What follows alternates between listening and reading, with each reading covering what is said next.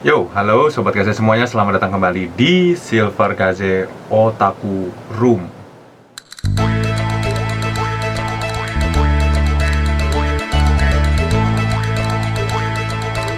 Ya, langsung saja, hari ini Kaze bakal membahas kembali untuk lanjutan dari Danmachi. Nah, untuk yang belum tahu, waktu kemarin tuh Kaze sempat bahas tentang Danmachi, mulai dari season 1, 2, kemudian Sword Oratoria itu ada di yang ini.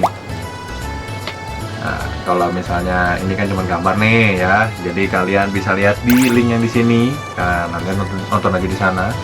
Terus ada sedikit masukan nih. Waktu kemarin tuh Kaze lupa menyebutkan satu part dari Danmachi ini ya.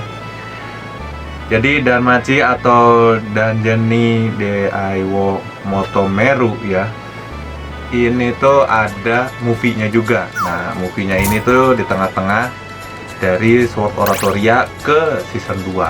Jadi waktu kemarin Kaze lupa menyebutkan movie ini dan terlewatkan begitu saja. Nah, jadi season 3 ini tuh sebenarnya sudah ada trailernya saat movie itu muncul. Jadi sesuai dengan janji Kaze waktu kemarin, Kaze pengen review setiap episode dari Danmachi season 3 ini. Karena kemarin Kaze sudah selesai dari episode 1, 2, 3, sampai 4. Sekarang Kaze bakal review untuk yang episode 5. Dimana episode 5 ini masalah itu sudah mulai bermunculan. Waktu kemarin kan Kaze bilang monster itu sama manusia ini nggak akan bisa klop, dan masalah itu muncul di episode 5 ini. Dan di awal episode 5 itu terlihat ada sekelompok familia yang di sini namanya adalah familia Ikelos ya. Mereka ini mulai menyerang ke dalam dungeon, dan yang dicari mereka adalah kelompok Xenos.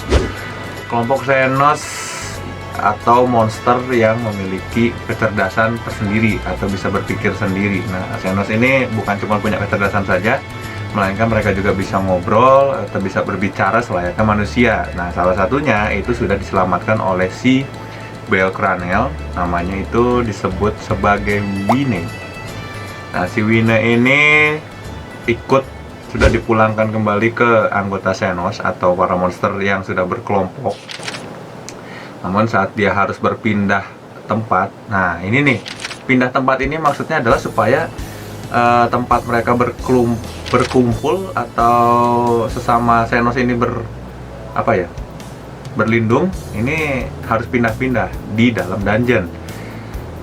Saat mereka berpindah ke satu tempat, pasukan dari family Xenos, pencari Xenos ini ya, familianya tadi Kaze bilang tuh Ikelos ini menyerang anggota Xenos ini. Dan di sini kita melihat adegan yang bisa dibilang ini tuh monster, tapi dia bisa menjaga emosinya, terus juga bisa melindungi temannya. Kan ini menurut Kaze juga dari kemarin aneh ya kalau misalnya monster punya perasaan gitu. Adegan terbaiknya adalah ini siapa ya namanya, Kaze lupa nih. Yang ini nih siapa namanya, pokoknya ini monster laba-laba ini begitu pas sudah dilihat temannya yang namanya Fu itu kayak Minotaur tapi lebih upgrade, dia udah pakai senjata manusia juga kan. Ini mati ditusuk gitu kan. Nah, si laba-laba ini tuh ikutan maju buat melindungi teman-teman yang lainnya. Terus juga saat dia sudah terpojok, dia ini kan mau diganggu nih sama lupa aja, petualang yang istilahnya agak inilah ya, kotor mikirnya gitu. Dia itu sampai terakhir menjaga yang namanya harga diri. Seorang monster loh ya, monster memiliki harga diri, sampai dia akhirnya bunuh diri dan tidak mau gitu badannya dia tuh dikotorin. Itu kan udah kayak manusia gitu ya. Dan dari sini tuh Kaze berpikir kalau monster-monster ini tuh dulunya memang manusia terus reinkarnasi jadi monster. nggak ngerti juga gimana posisinya itu bisa jadi kayak gini gitu kan. Di lain sisi kita setelah tahu ini monster sudah dikeroyok, udah habis gitu ya. Nah, ini ada di salah satu kelompok ini. Nah, kelompok Ikelos ini yang dipimpin oleh si Dix ini berarti membawa monster-monster yang masih hidup. Entah itu akan dijual, nggak tahu mau diapakan oleh familia dari Ikelos ini. Yang pasti kondisinya sudah si Winnie ini sudah ditangkap oleh anggota Ikelos ini.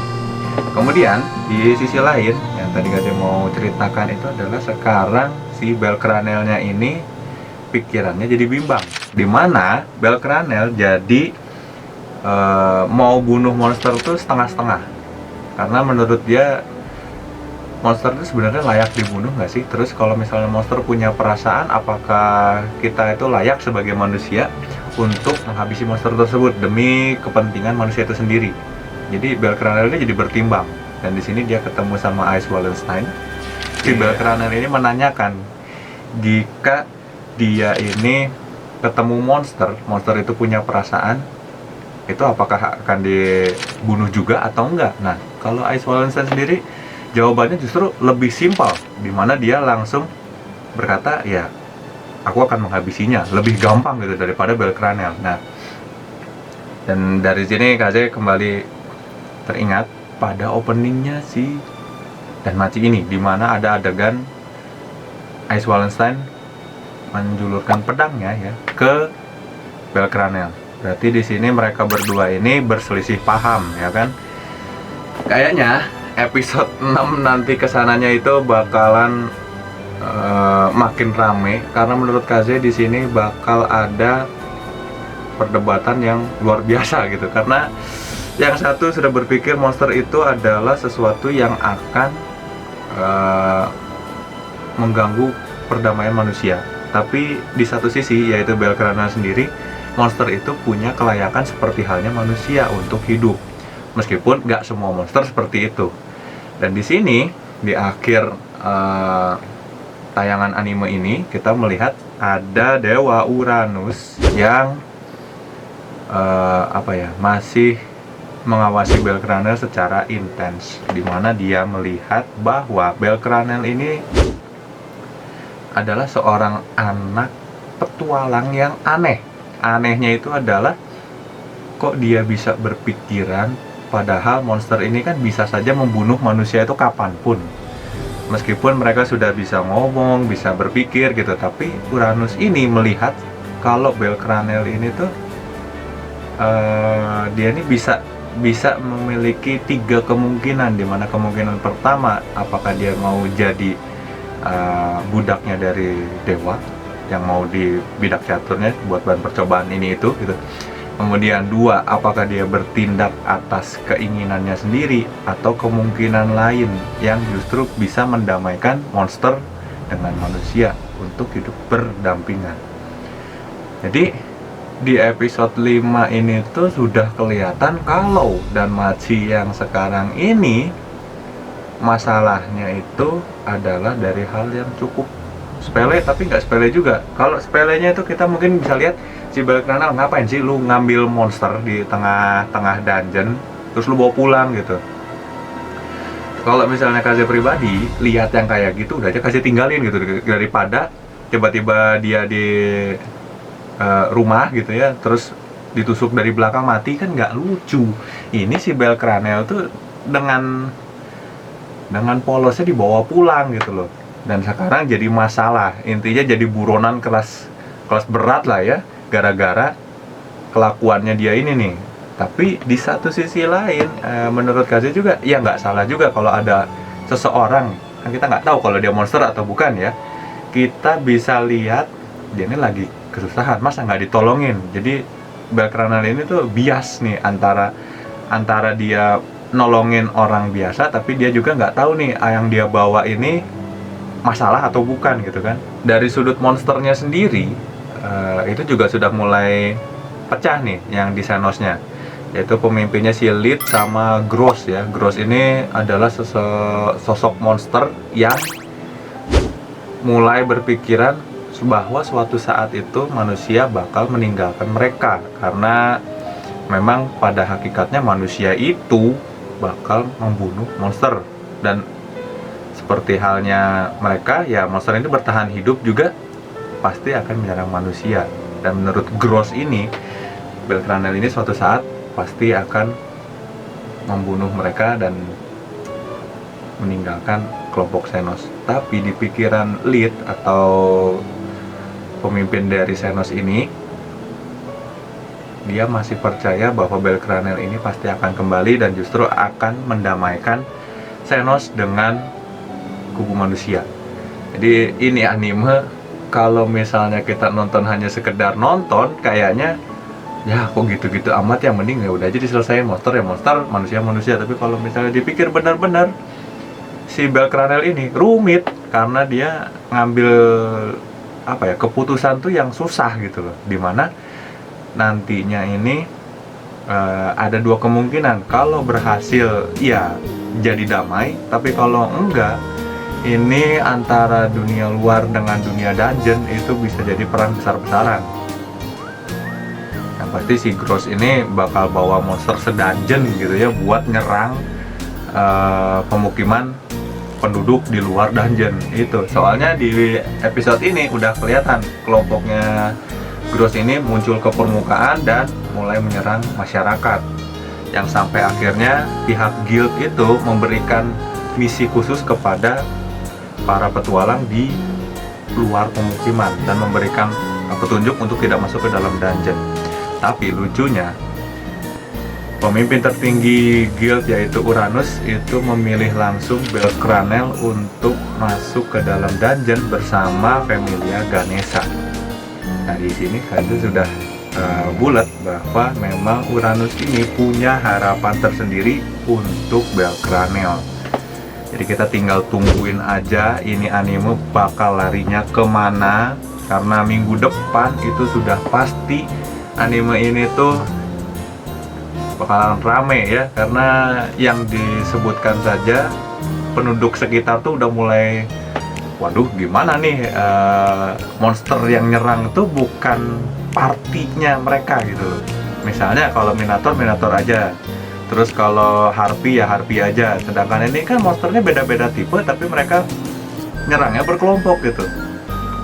Jadi ketakutan tuh jadi makin ekstrim, karena petualang ini jadi bingung nih, tipikal penyerangan monster itu kan beda-beda. Apalagi kalau misalnya sekarang beda terus jadi satu party, ini kan mereka gimana nih ngelawannya. Nah ini makanya kalau misalnya besok Belcranel itu salah ambil tindakan, kita bakal langsung tahu ini dan Machi bakal tamat di episode 6 gitu. Tapi kalau misalnya Belcranel melakukan tindakan yang heroik atau yang bagus, kita bakal lihat kelanjutan dari dan Machi sampai episode 12. Dan kita mungkin nggak bisa menerka-nerka lagi nih ini bakal kayak gimana-gimana, karena terus terang buat dan Machi sendiri Kaze belum pernah baca manganya, jadi Kaze bener-bener nggak tahu apa yang akan terjadi selanjutnya. Dan Kaze hanya berharap semoga animenya tidak mengecewakan gitu, karena menurut Kaze sih dari season 1, 2 sampai prequel terus movie-nya, menurut Kaze ya ini tuh hanya karena tindakan polos seorang Belcranel dia bisa mendapatkan kepercayaan yang luar biasa dari orang-orang sekitarnya. Kurang lebih sih seperti begitulah maksud dari episode 5 ini. Mudah-mudahan di episode 6 nanti kita bisa melihat sesuatu yang lebih bagus lagi dari sequel dan Machi season 3 ini. Oke, jadi untuk segmen Silver Kaze Otaku Room sekarang mungkin segini dulu. Dan bahasan dan Machi ini Kaze bakal terusin sampai episode 6, kemudian 7 dan tamatnya season 3. Kalau dilihat-lihat, untuk kemarin ada sempet sih yang nanya, Bang, apakah dan Machi ini akan benar-benar tamat di season 3 atau enggak? Tapi kalau kata Kaze ini kayaknya enggak deh, karena masih banyak banget yang belum diceritain. Terkecuali kalau season 3 ini sudah sampai habis di episode 24 atau 25, artinya langsung 24 episode gitu kan. Rata-rata anime dan Machi ini habisnya di episode 12, artinya setengah season lah ya. Kalau misalnya ini habis di 24, mungkin bisa tamat di episode segini doang nih, episode season 3 doang, bukan episode, nah maksudnya di season 3 udah selesai. Tapi kalau enggak, kemungkinan bakal lanjut season 4 karena Kaze masih penasaran dari yang season 1 dulu itu kakeknya si Belkranel ini kemana.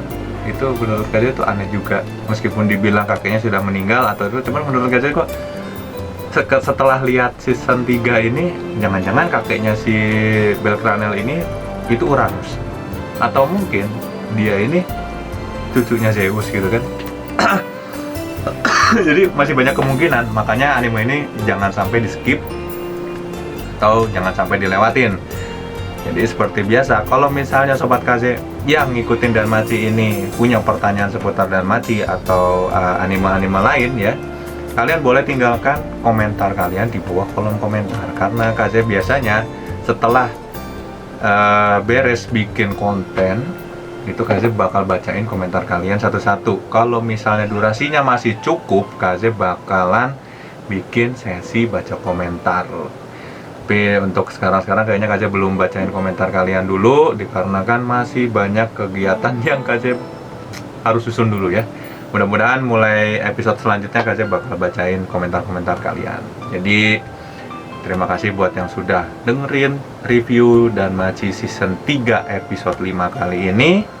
Akhir kata Kaze mengucapkan Sampurasun minasan, dan kita akan bertemu lagi di bahasan Silver Kaze Otaku Room berikutnya. Dadah. Thank you sudah nonton.